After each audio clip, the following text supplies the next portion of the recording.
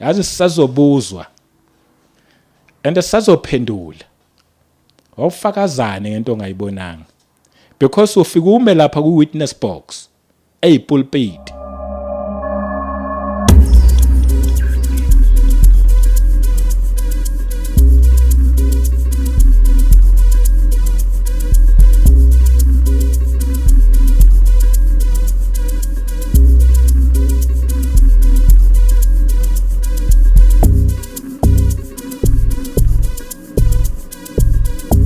Bingelele egameni elihle lenkosi yethu nguJesu Kristu, igama lami ngumduduzi ngwakashabangu. Ngibonge nje leli thuba esilitholile futhi once again namhlanje.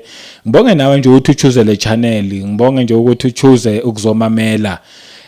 Because each and every time umuntu uhlele phethe indaba ezimnandi engikholwa ukuthi abantu ilezi abazidingayo. And kungesikhona ke nje futhi ukuhlakanipha kwami nami engikulethayo kodwa izwi leli likaNkuluNkulu elosiza sisonke.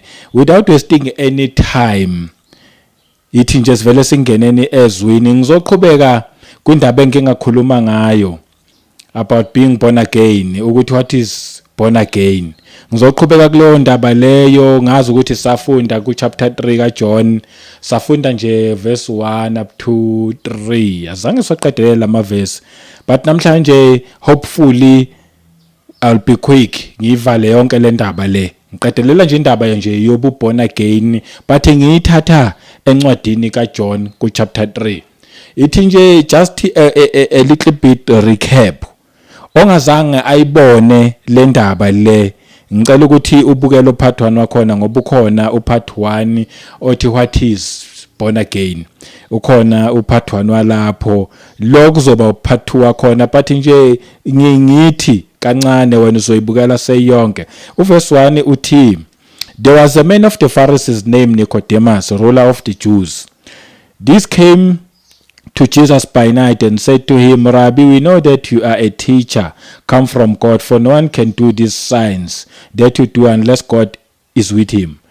When Nicodemus, he was a ruler, umphathi kumaJuda ngaleso sikhathi leso, and umphathi nje kumaJuda, he was one of the Pharisees. Sawazi kama Pharisees abantu ababethela uJesu Kristu lapho. Ama-Pharisees nama-Sadducees nama-scribes, abantu abebethi bayiphethe inkolo okwangaleso sikhathi leso, babethi bayiphethe inkolo, babecabanga ukuthi uJesu Kristu umuntu nje ozodukisa abantu. Bathi ke nange qhamuke ebusuku uNicodemus ezeyedwa ngoba wayengeke ezemini igroup yakhe, especially yena because he was a ruler, babeyomquestiona kakhulu kabi ukuthi ubufunani kuJesu Kristu ngoba bona babebelieve ukuthi uJesu Kristu uzolahlekisa isizwe, uzolahlekisa amaJuda ngaleso sikhathi leso. So babeyomquestiona kakhulu, that's why eza ebusuku uyasho ukuthi umfundisi, because uJesu waye umfundisi, and futhi uyasho ukuthi siyazi ukuthi you are a teacher. It's amazing ukuthi uthi siyazi do bebemphikisa, but lithi iBhayibheli we know that you are a teacher come from God. Akathi I know as mina ngiuNicodemus alone njengoba ngize ngingedwa. Akathi I know ukuthi you are a teacher come from God, but uthi we know. Ukusho lento into abayikhulumile nabathile bakhe ukuthi bathi namnothisa lo mjida, nazizwa izinto ayikhulumayo, nawabona namasana wenzayo nakho konke lokho. That's why ethi we know that you are a teacher come from God. It's amazing ukuthi uthi Nicodemus siyazi ukuthi uteacher futhi obuya kuNkulunkulu, okusho ukuthi lama Pharisee lawa as yena futhi wayeyirula, kungenzeka kube bambethela nje uJesu Kristu, and at the same time they know futhi ukuthi ubuya kuNkulunkulu ngoba uthi siyazi ukuthi uthisha obuya kuNkulunkulu ngoba akekho umuntu obengenza lezi mangaliso nalama sign lawa owenzayo ukuba uNkulunkulu ebengenayo. Uthi siyazi okungenzeka kube part of yabo ukubethela uJesu Kristu bekuhlangene nana jealous. It's so amazing ukuthi abantu bakaNkulunkulu they can also be jealous of someone else naye futhi ongokaNkulunkulu. Okungenzeka because uthi siyazi shothi nje bamlwisa kangaka uJesu Kristu, bamfuna efile, bamfuna like befuna nokumshana yonke lento, but they know who Jesus was. Babemphika bazi. That's why ngithi angifuna ungena kuyona kakhulu bengidlula nje la. Wena usuzoyibheka uchapter 1 walendaba le engikhuluma ngayo. Ithi ke verse 3, Jesus answered and said to him, most assuredly I say to you, unless one is born again, he cannot see the kingdom of God. Ngizamile ukuyicacisisa le ndaba le yokuthi njengoba ethi nje most assuredly, meaning iqiniso lela wekhamanga, ngaphandle kokuthi umuntu azalwe kabusha, khona ukuzalwa kabusha. Ngazama ukucacisa futhi ukuthi inyama ayizalwa, kodwa okuzalwa kabusha ilo moya ongaphakathi, the spirit man, lo ngaphakathi kulomzimba. Lo one day lo mzimba uyothi mawusukhathele uwe lo mzimba lo moya, because yena uphila kwingona phakade bese yaphuma kafi yena, bese yaphuma aye kuNkulunkulu. Then ke lithi makufunda ku-Ecclesiastes lithi umoya uyobuyela kuNkulunkulu owawunikayo. Into egudi ke ngoNkulunkulu ukuthi umuntu njengoba esesela emhlabeni umphi choice yokuthi umuntu azikhethele ukuthi ukhetha kuphi. It's either ukhetha ukuthi uyamfuna uNkulunkulu noma awumfuni. Lokho yokukhetha ichoice yakho. But yena uyokuncenga each and every time. Uyokuncenga ngabavangeli bekhona bebaningi, uyokuncenga ngabafundisi, uyokuncenga ngeinhlobo uyokuncenga ngayo yonke indlela eUnkulunkulu, uyosebenzisa wonke umuntu. Uyothuthi noma uthubalekela kuma social media uthole futhi yena uNkulunkulu azabe isicefe kuwena. Uzusho nawe uthi yazi mani seyisicefe le ndaba, iyangidina le ndaba le. Azabe isicefe kuwena, hayi ngoba efuna ukuba isicefe kuwena, it's because ukukhathalele uyakuthanda. But manje wena ngoba umfuni uyozubona ngazathi uyisicefe kuwena, uzobe lokho ekuncenge njalo uNkulunkulu ekuncengela nje just for one thing, ukuthi yazi iqiniso. Mawusulazi iqiniso, khetha uNkulunkulu, khetha uJesu Kristu, khetha ukuzalwa kabusha. But ke ngoba umuntu umuntu ekugcineni uyayikhethela yena, then mase sewungale kwethu nomphefumulo usubiyela kuNkulunkulu owawunikayo, uyothi uNkulunkulu okay, ngesikhathi usemhlabeni ngakuncenga waprove ukuthi ngempela awungifuni, then iyakulaba babengangifuni. Owathi uyamkhetha uJesu Kristu, uyothi uNkulunkulu wena ubuya kulaba abangithanda ngoba babona uthando lwami nabo bangithanda. And labo ababona uthando lukaNkulunkulu nabo bamthanda, ibona bayophila kahle. Laba abangamfuni uNkulunkulu ngoba usincenga kangaka nje, there is something. Yabona le ndaba lena kaNkulunkulu isicefe iyadina kangaka nje, it's because there is something. uNkulunkulu ngeke abe isicefe kuwena, ngisengikhuluma ke kuwena oyisicefe njengoba uzwa nje le video, kuwena iyadineka uyisicefe kuwena. uNkulunkulu ngeke abe isicefe for no reason. Ubengeka beyisicefe nje just for the sake ukunenga abantu, or ubengeka sebenzisa abantu abafana nathi nabanye obazi abaningi abafundisi abagcwele. Ubengeka basebenzise just nje for the sake of nje athi ngibadine nje abantu emhlabeni. No, there is a reason behind. Uyazi uNkulunkulu lukhona ulaka oluzayo, whether you believe it or not, lukhona ulaka oluzayo, and lolo laka lolo uNkulunkulu akafuni ukuthi ulifice lubi. That's why wazwa thumela uJesu Kristu wathi ungamanyofu bafele emhlabeni, whether bazokukholwa lokho noma bangakukholwa, but wena hamba ufika ubahluphekele bakubulale ufe, uphinde uprove futhi ukuthi wena abakholwa kuwena bayothola ukuphila ngokuthi uvuke futhi kwabafileyo, ngoba silandela uJesu Kristu ongazange wafa kodwa wavuka kwabafileyo. Ikhona indaba ubona abantu bekhuluma ngoJesu Kristu, abanye bephatha amaflege bethi Jesus is Lord, Jesus is Lord. There is something ngempela wena ongayithatha kancane, wena ongasho ukuthi isicefe lento kanti uNkulunkulu khona akwaziyo. Unfortunately uma ngabe ukuthi uzokwala uziyongena ethuneni, uyothi discover sewungalo ukuthi hey by the way ngangithi bayisicefe kanti nabaka abantu ababezosiza. Lokho okuentertainayo lokho njengamanje, lokho kucazayo okuentertainayo ikhona ukuzokulahlekisa okugcina. Lokho kuyikhona ukukudinayo ikhona ke impela okuzokulethela ukuphila. Lalela ke hey yazi sesengikhuluma kakhulu, but ithi ngiqhubeke. Ithi verse 3, Jesus answered and said to him, most assuredly I say to you, unless one is born again, kumele umuntu azalwe kabusha. Ngaphandle ukuthi umuntu azalwe kabusha, kuzalwe lo moya lo ongaphakathi oyozalwa kabusha uma ngabe ethandile umuntu ukuzalwa kabusha lithi izwi likaNkulunkulu he cannot see the kingdom of God. Lento siyayithathe seyise kwi-future ukuthi into eyokwenzeka ngale kwethuna. But mangathi abhekisisa umuntu akazalwa kabusha ngale kwethuna uzalwa kabusha manje, it means uma ngabe ezalwa kabusha manje kumele nombuso kaNkulunkulu awubone nini manje. Ngizamile ukuchaza kakhulu lapho. Ngizoyiqala la ku verse 4 ke namhlanje. Ngivumele nje ngithi u verse 4 ka John chapter 3 uthi Nicodemus said to him, how can a man be born when he is old? Can he enter a second time into his mother's womb and be born? Uyabuza Nicodemus, kungenzeka kanjani ukuthi umuntu ethesemdala azalwe kabusha? Angabuyela futhi esibelethweni sikama wakhe aphinda yozalwa. Nkosi yami uJesu kufanele uzalwe kabusha. Yayizwa lento uthi uJesu kufanele uzalwe kabusha. Uyiletha ngenyama uNicodemus. Angabuyela yini umuntu wesibelethweni sikama wakhe aphinde futhi azalwe kabusha? Ilento eyenzwa abantu abaningi masibatshela ngoJesu Kristu. Bayilanda ngenyama each and every time. That's why each and every time they miss it. That's why bengeke baze balitholele leqiniso because bafuna ukuyilanda ngenyama one. Okwesibili bafuna ukuyilanda ngokuhlakanipha kwabo. And ukuhlakanipha komuntu soze ku understand into ekaNkulunkulu ngoba ukuhlakanipha kaNkulunkulu ikhona okukhulu ukudlula ukuhlakanipha kwethu. But thina sometimes sizithola kuba sengazathi yithina esihlakaniphe ukudlula uNkulunkulu. So na uyabuza umuntu angabuyela kanjani sibelethweni? Lento le abantu abayibuzayo namanje nikhuluma ngoJesu kanjani? Nithi wavuka kanjani? Because inyama ifuna ukuyiphika lento ukuthi into engekho, into impossible, akekho umuntu wakwafa waphinde wavuka. But ke nangu kuJesu Kristu emphendula uNicodemus ku verse 5. Jesus answered, most assuredly. Ama version yathanda nje athi verily verily, especially King James. NgesiZulu ngiqinisile. Meaning isho case le. Akunamanga la.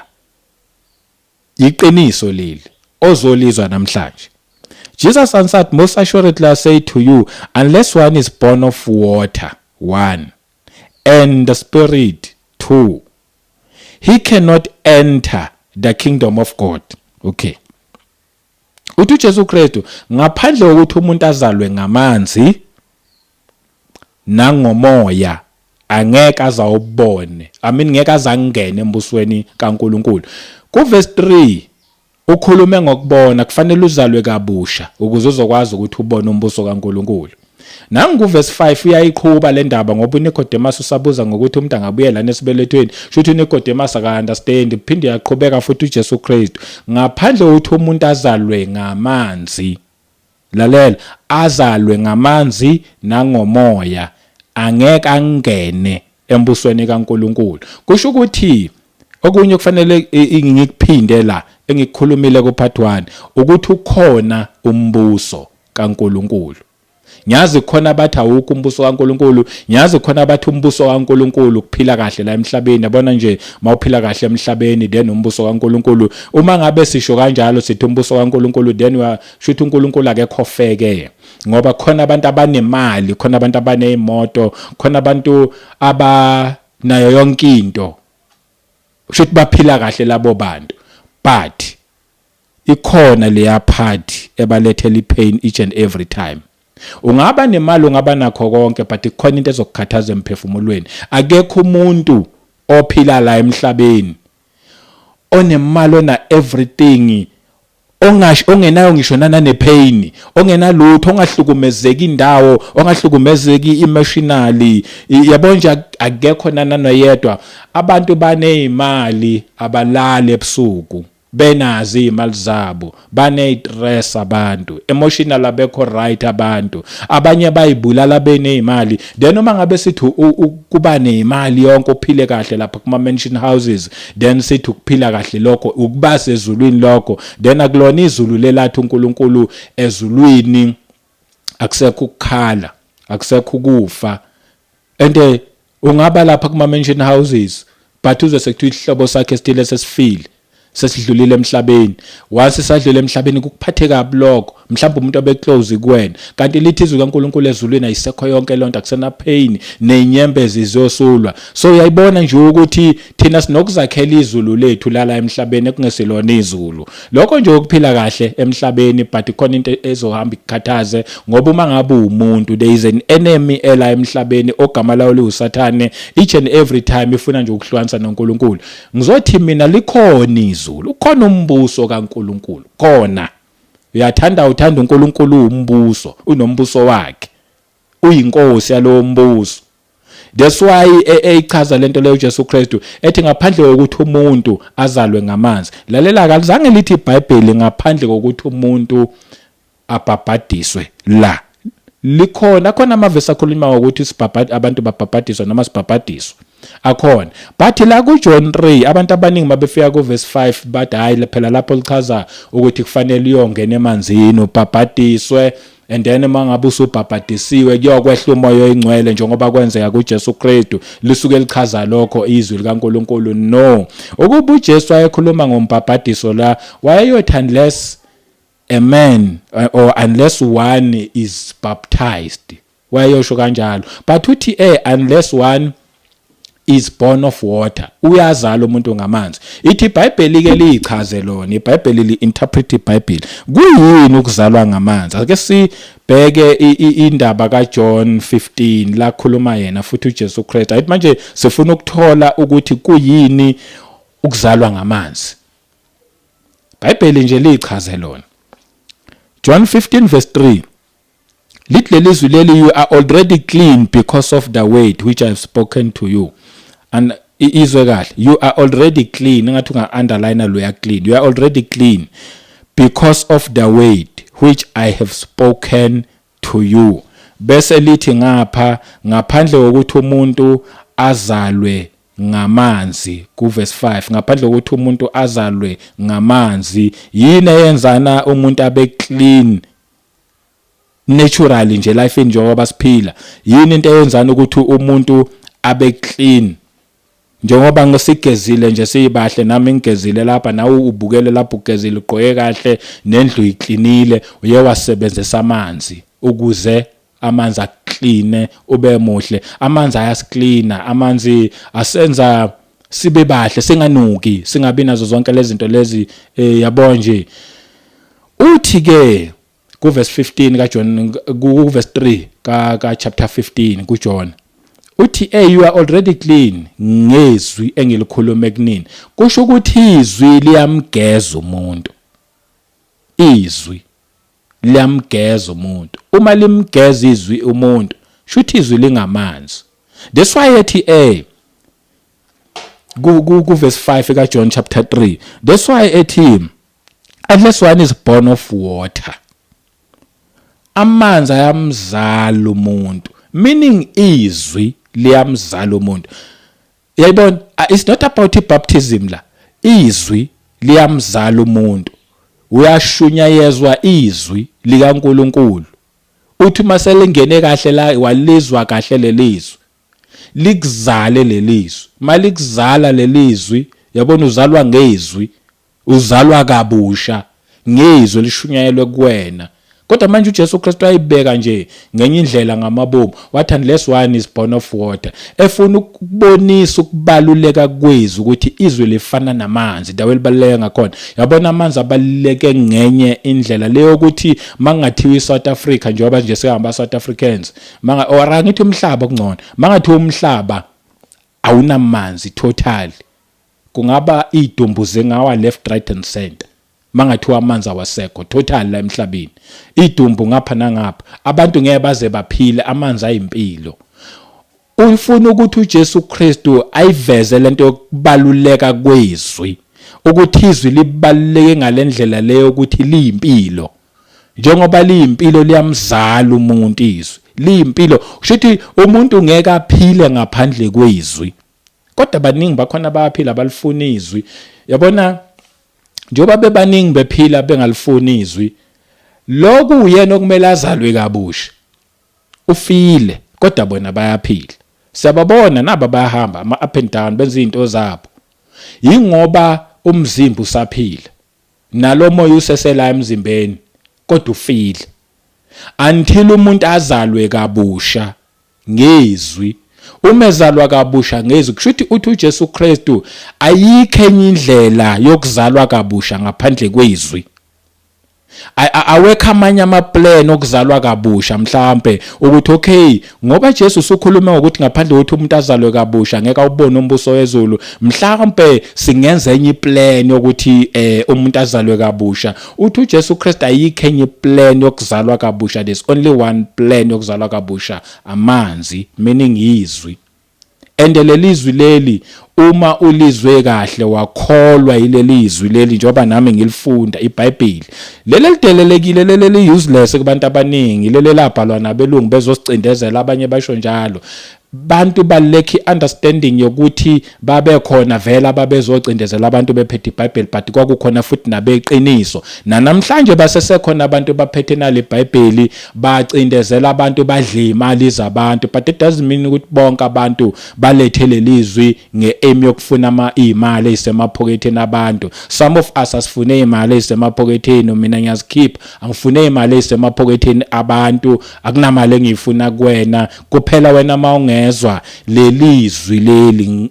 That's the main aim yokuthi ngilethele lelizwi leli. Mawungakholwa ilelizwi leli uzalwe ilelizwi leli. That's why uJesu ethi ngaphandle kokuthi umuntu azalwe ngamanzi, lelizwi libaluleke lifana namanzi. Yabona lo mzimba siyawunaka, siyawugeza, siwuphuzisa amanzi ukuze uphile, but khona lo muntu kamoya lo ngaphakathi, lo kamoya lona naye udinga ukugezwa ngamanzi kamoya, udinga ukuphuza amanzi kamoya, but imaphi lamanzi kamoya? Izwi. Then lelizwi leli uma ngabe umphuzisa lona lo ngaphakathi, lo phila la kumina nakuwena njengoba ungibukela umameli, lo phila ngaphakathi kuthina.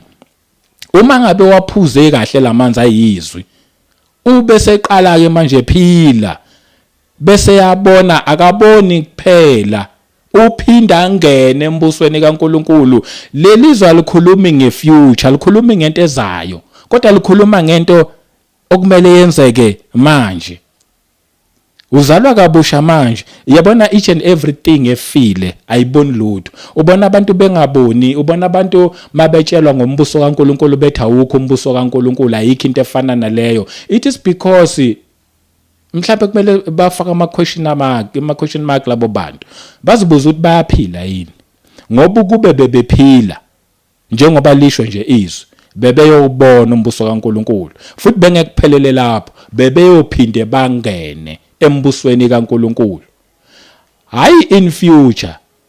Mase kwenzeka in future sewudlulile emhlabeni, ngoba vele sonke sodlula emhlabeni, wena uyobe nje usuyongena kwinto already obusuyibonile ukuthi uyakuyona, uphila la emhlabeni. Lezi zinto azengeke zenzeke kuphela ngale kwethuna, but kubantu abaningi zokwenzeka ngale kwethuna because abantu balekhe ukufundiswa lelizwi leli njengoba likanjena. Abanye abafunanga ukulibelieve lelizwi linjengoba likanje, bazange bafuna ukulibelieve, baye bayitshela ukuthi ayikho into efana naleyo, sobona kuphela mangabe sesingale kwethuna. Akekho waziyo futhi ukuthi kungale kwenzakala ngale kwethuna. Abantu baze basho kanjalo, akekho umuntu waziyo nje, hayi sonke sesobona khona. No, siyazi thina abanye ngoba nalizwi liyasitshela ukuthi kuyokwenzakalani. And lelizwi akulonela abelungu likaNkulunkulu lelizwi, futhi alilethelwanga abelungu kodwa lilethelwe umuntu nomuntu ophila emhlabeni. Wonke umuntu ophila emhlabeni lelizwi lilethelwe yena. Lalela-ke uthi uJesu Kristu, unless one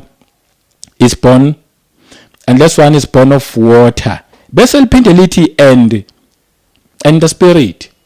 Njengoba ulifunda lelizwi, ulizwa lelizwi, khona nomoya oyingcwele okwenza ukuthi uli-understand lelizwi.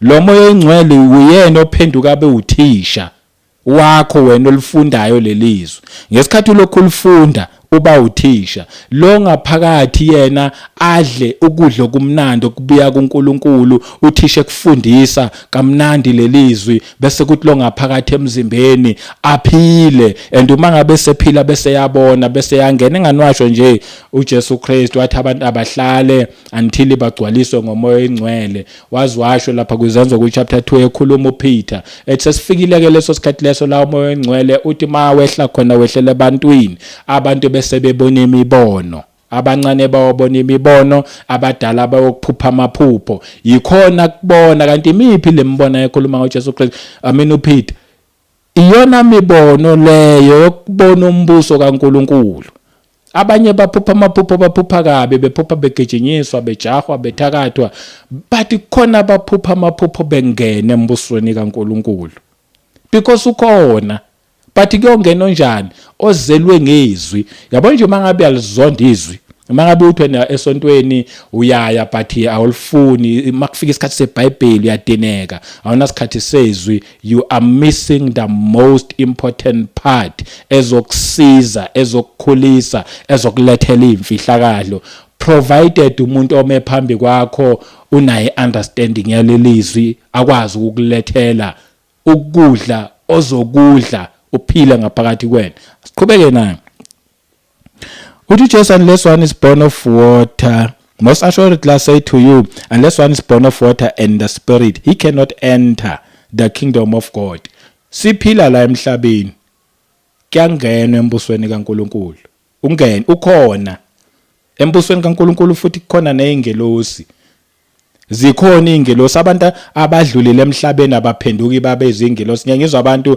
bethi hayi abakithi mangabe sebedlulile baba izingelosi there's nothing like that umuntu odlulile emhlabeni udlulile emhlabeni umuntu uyoqhubeka ewulowo muntu loyo odlulile emhlabeni whether uya kuNkulunkulu mangabe ekholiwe mangabe akakholwanga uyakwabalahliwe nje abayokhala ingonaphakade lesihogweni abanye futhi bengakhola nokuthi sikhona but angikho kuleyo ndaba namhlanje ukhona umbuso kaNkuluNkulu zikhona nezingelosi futhi khona lapha zinempiko ziyandiza but ithi ngifunda uverse 6 lithi that which is born of the flesh is flesh yabo nje lo ile nyama le izalwe inyama inyama that which is born of the spirit is spirit ithi ngayidluli nje le okuzalwe inyama kuyinyama ngeke kuphinde kuzalwe kabusha kuzaliwe once and for all kuyakhula lenyama yakhula until kuze kufike isikhathi la ikhathala khona umuntu adlule emhlabeni okuzelwe umoya kuumoya yabona ukuthi manje uyayihlukanisa lento uJesu Kristu uthi inyama mina ngayizalwa kabusha inyama but khona ukuzalwa kabusha umoya lo moya lo ngaphakathi uthi bekade efile azalwe ngamanzi azalwe ngezwi athe sezelwe ngezwi uzalwa ngezwi nje futhi azalwe nangomoya okuzelwe umoya kuumoya that's why abantu they will never understand this thing because bayilanda ngenyama abafuni ukuyilanda ngokamoya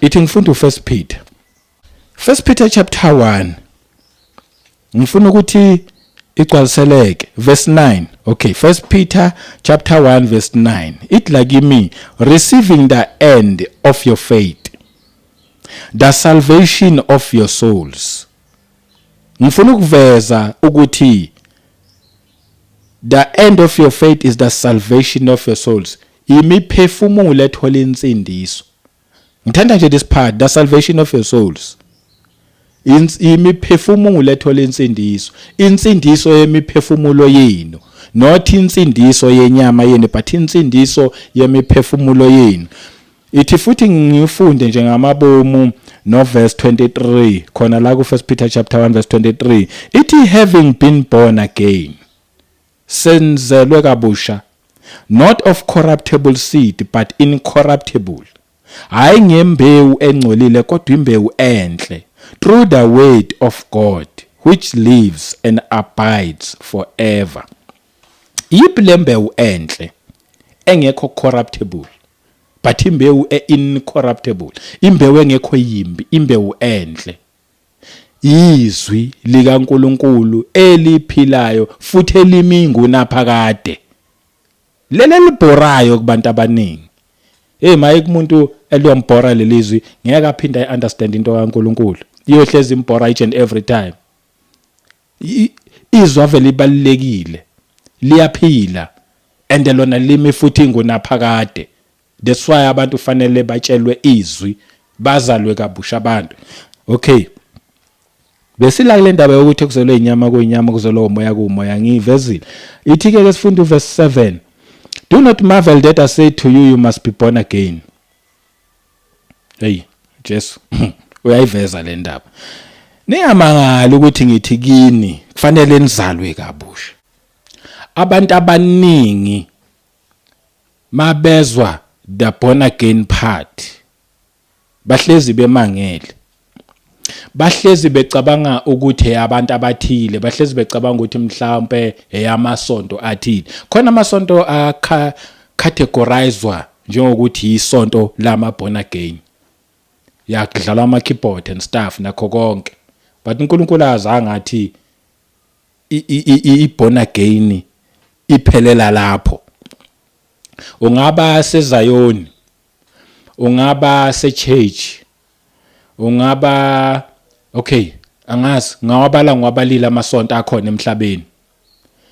Uma ngabe uyizwe kahle indaba yobu born again, usengaba born again ulokhu lapho ukhona. Because akusiyona abantu abathile. That's why ethi ungamangali uma ngabe ngitshela ukuthi kufanele uzalwe kabusha. Nabantu abasemasontweni abangayazi indaba yokuzalwa kabusha ende bayamangala ukuthi kufanele bazalwe kabusha. Ikhona ngempela futhi indaba ukuthi kufanele bazalwe kabusha. Akusiye amasonto athile but eyawo wonke umuntu okholwayo ukuthi uJesu uyinkosi nomsindisi. Ngaphandle kokukholwa nokuconfess ukuthi uJesu uyinkosi nomsindisi uyolahamba isonto for 20, 30, 50 years abanye 60 iminyaka ulahamba isonto ekugcineni nathi uNkulunkulu angikwazi. Because washo uJesu wathi mina ngiyindlela neqiniso nokuphila, wathi akekho oza kubaba ngaphandle kwami. Manje uma ngabe ukuthi wena uyasonta but there is no Jesus in your life, you are wasting your time. You are totally wasting your time udlala ngesikhathi sakho. I know ukuthi this is stupid kumuntu ngempela ongayifuna indaba kaJesu Kristu okhonza lapha akhonza khona. Angikhathali noma ngabe ukhonza kuliphi ibandla. If uJesu akasiyisenta yefaith yakhe ukholwa kuJesu Kristu, you are wasting your time. Lazi leli qiniso leli, you are wasting your time. Come back to Jesus. Akuyena amaJuda kuphela, akuyena abelungu kuphela. Uzele umhlaba wonke. KuNkulunkulu there is no discrimination. Thina lento yama discrimination iseyithandiswa ukuthi vele umoya ophila ngaphakathi kuthini lo mubi, lo discriminator, lo bandlululayo, lo wena umnyama, wena umhlophe, then uNkulunkulu wakho ngoba umhlophe mina ngimnyama nginoNkulunkulu wami. Akusumeka kaNkulunkulu lo. uNkulunkulu akanakhala. uNkulunkulu yebo usidale wahlukanisa ngama languages nangemibala nangeinwele nangamehlo ngayo yonke into, but kuye singabantwana bakhe sonke. That's why silethelwa yedwa. Owayengezelanga ukuzobandlulula yithi esenze ngazathi wayezela ukuzobandlulula. Yena wayengezelanga ukuzobandlulula. Namhlanje iaim yakhe ukuthi abantu bonke bafinyele basindiswe bafinyelele kulazini iqiniso. Akazanga ngokubandlulula. Ithi ngiqhubeke nayo. Ithi verse 8, the wind blows where it wishes, and you hear the sound of it, but cannot tell where it comes from and where it goes. So is everyone who is born of the Spirit. Yabona umoya ungawuzwa, umuza ukuthi uqhamuka ngapha, uyali. But ngeke wazi ukuthi njengoba uqhamuka ngapha uqhamuka kuphi. Futhi uzokwazi ukuthi uyali, kodwa ngeke wazi ukuthi uya kuphi la uyogcina uphelele khona. Lithi ke izwi likaNkulunkulu, so is everyone who is born of the Spirit. Meaning you will never understand this thing. Uma ngabe usesenyameni, usahamba ngeflesh, uzowuza umvungamo ukuthi khona umoya ovungamayo, khona abazalwana abashumayelayo, khona indaba kaJesu Kristu. Uzowuza umvungamo womoya but you cannot tell ukuthi uqhamuka kuphi futhi uya kuphi ngoba wena ufuna ukwazi, uyayiphika indaba kaNkulunkulu. So is everyone who is born of the Spirit. Ozelo umoya. You will never understand. Umuntu yokutshela indaba zikaNkulunkulu wena ulibele ucabanga ukuthi yakukhohlisa udlala ngawe, kanti cha, umvungamo weqiniso. Ithi ke lana ke ku verse 9, Nicodemus answered and said to him, how can these things be? 10. Jesus answered and said to him, are you the teacher of Israel and do not know these things? Uyaphendula uNicodemus. Uyamuzwa. Lezi zinto oyishoyo zokwenzakala kanjani? Zenzakala kanjani? Uthi uJesu uthisha. Kodwa awuzazi lezi zinto. Okusobala ukuthi kukhona othisha abangaqualify ukuba ngothisha. Nicodemus was one of them ngalesi sikhathi. Asazi ukuya phambili. Mhlawumbe wagcina sequalify ngokukholwa kuJesu Kristu, but I believe wagcina equalify ngokukholwa kuJesu Kristu. Khona othisha abangazazi lezi zinto, meaning they don't qualify, but bangothisha. Kuphathwane ngengathi kuyizama indaba okubaleka kokuba ukufundisa. Balekile ukufundisa lelizwi leli. Abantu abaningi bayabhoreka mangabe kuhlela umuntu obafundisayo. Ngizoye ngithi kuyiletha nje, ngithi kuyithi, but not today. Uthi uthisha kodwa uzazi lezi zinto. Meaning bakhona othisha. Baphetha amabandla, bafundisa amabandla, but they don't qualify because abazazi lezi zinto. Ukube bebequalifya, kube bebengangenanga ngeminye iminyango, ngabe bayazazi lezi zinto. Deso uJesu emangele naye futhi. Uthi kanjani uthisha ungazazi lezi zinto? Meaning uthi uJesu Kristu owuthisha kumele azazi lezi zinto. Meaning ofundisayo umfundisi kumele azazi lezi zinto. Uma ngabe umfundisi awuzazi lezi zinto, how come? Then the question is, ungene kanjani ensindisweni? Noma ungene kanjani kwifield yokutshela abantu ngoJesu Kristu if you don't qualify? Ngoba kuyaqualify noJesu Kristu wathi yena uNicodemus wathi siyabona ukuthi uthisha, umfundisi uthisha futhi obuya kuNkulunkulu, meaning you qualify, ubuya kuNkulunkulu. Bonke abafakaza lezi indaba kufanele babuye kuNkulunkulu, baqualify. You can't just nje because I want to, then ungivela ungene uzomislead abantu, uzobalahlekisa abantu. But ke emphendula kuJesu ke ku verse 11, most assuredly I say to you, we speak what we know. Ngiyayithanda indaba kaJesu Kristu ngoba wathi we speak what we know. Ngiqinisile ngithi kuwe, meaning I'm not alone. Nicodemus, njengoba ubukela ulalela, Jesus is not alone. Uthi we speak what we know. Sikhulume sikwaziyo, meaning I'm one of those abakhuluma abakwaziyo esho uJesu Kristu, but I'm not alone.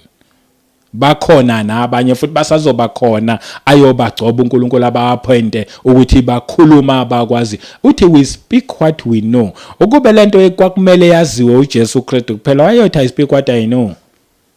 Then ke besosho ukuthi ayivele kufanele singayazi lento. But uthi we speak what we know, sikhulume sikwaziyo. Ungizwa ngifakaza kangaka nje, ngikhuluma nami engikwaziyo. We speak what we know. Angifakaza into engayazi. Mangithi ukhona umbuso kaNkulunkulu, really ukhona. Mangithi umuntu kufanele azalwe ngezwi. There is no another means yokuzalwa kabusha ngaphandle kwezwi. Izwi leli umuzalwa ngalo uqhubeka ulifunda. Ake ngithi kuyithi le ndaba le Yesu. Yabona leli zwi leli uma ngabe ukuthi uyalifunda each and every day.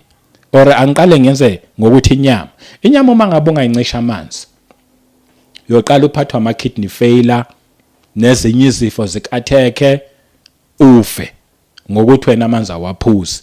So lo muntu ongaphakathi lo kamoya, uma ngabe ngeke umuphe lamanzi kamoya, izwi leli athi uJesu Kristu ni clean ngenxa yezwe ngilikhulume kunini, meaning lo muntu kamoya noma ngabe wakwazalwa kabusha, ngoba vele wazalwa kabusha, vele uya kuNkulunkulu because wazalwa kabusha. But ngoba manje wena usuhambe wangalifundi iBhayibheli, wangaba nesikhathi sezwi, ugcina ke manje lo kamoya engenwa izifo naye zakamoya. That's why egcine ngabonanga, that's why egcine ngangenanga, because kunezifo zakamoya ezimenza bese engakwazi ukubona, ezimenza angakwazi ukungena. Fana nezwi uma ngabe ungeke ulifunde or ulifundiswe ngendlela le ezokwenza ukuthi ikukhulise in such a way le ukuthi ugcine usubona nawe. Uma ngabe uyothola leli zwi leli nje lelo yabona masifunda silifunde but singalichaza eBhayibheli. Khona abantu abalifundayo eBhayibheli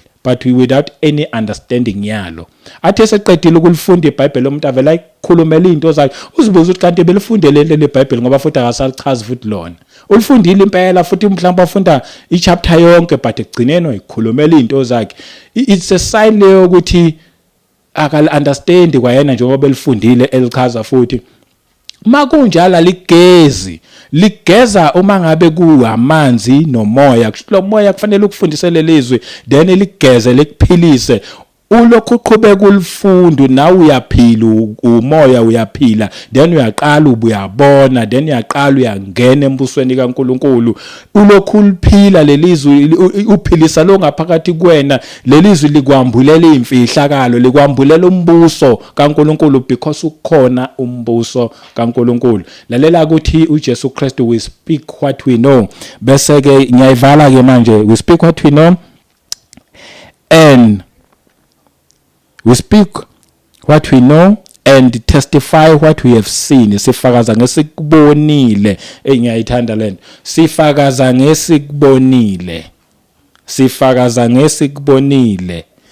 Engabe abanye njengoba befakaza nje babonile na because uthi uJesu Kristu sifakaza ngesikubonile. Yabona ufakazi weqiniso ofakaze ebonile. Yabona nje even emakhoti mangabe kuthiwa kufuneka iwitness kufuneka umuntu obonile. Manje thina siyama ku-witness board, big witness box sime pulpit esifakaze ke singakubonanga. Yazi sisazobuzwa and sisazophendula awufakazane ngento ongayibonanga because ufika ume lapha ku-witness box pulpit fakaza izinto zakho zenyama nenkanuko zakho. Abantu bafuna imali, abantweni berobha abantu ngeBhayibheli. Basazobuzwa abantu, basazochaza abantu nanifakazane. Because lithi lelizwe sifakaza ngesikwaziyo nesikubonile. Obonile akanandaba nemali yomuntu, akanandaba nento zonke ezinye. Ukhathalela ukuthi thola iqiniso likusize nawe khona usiza abanye. Yena uyawazi umvuzo wakho ukuthi one day khona ilanga lomvuzo. One day uNkulunkulu uyombonga ngendlela ambonga ngayo but njengamanje akulona ilanga lokurobhana nabantu ngeimali. Uthi ngiqinisile ngithi kini we speak what we know and testify what we have seen and you do not receive our witness. That's the sad part. This one is a very sad part. Ukuthi sifike sibulethe ubufakazi. Sifakaze ngesikubonile nesikwaziyo. Bangafuna abantu ubufakazi. Mangabe womunye wabo abatsebezwile balithola iqiniso. Ukale lo muntu okutshela leli qiniso. Undermine lo muntu okutshela leli qiniso. Ngoba the minute ukala lo muntu undermine lo muntu ulahlekelwa iqiniso. Vele indaba isinga lo muntu. Vele indaba kusikona uthi respect lo muntu. Lo muntu umuntu but uNkulunkulu usebenzisa lo muntu. Thatha lokho kukhulunywa ke lo muntu because kuliqiniso. Abantu abaningi they will lose iqiniso because bakalana nabantu. Ngangcono kube ngitshelwa uzibani odumile ofamous onebandla elikhulu elenjanjani. Ngangcono kube ngitshelwa kube bengitshelwa uye bengizoyithatha lento. Udumile ufamous but akalazi leli qiniso. uNkulunkulu uthatha izinto ezi-useless. Usho njalo kwabaseKorinte ngithatha lokho kudelelekile, lokho ku-useless ngisebenzisa khona ngoba nezwi lakhe avele useless lidelelekile. But wena ozwayo thatha leli qiniso. Zalwa kabusha. Kholwa kuNkulunkulu. Gijima nalo lelizwi. Uyosizakala ngendlela esimangaliso. Igama lami ngumduduzi ngwakashabanga. uNkulunkulu emuhla kubusisa ngiyakuthanda noNkulunkulu futhi yakuthanda ngendlela esimangaliso. Umethandile sophinde hlane next time. Amen.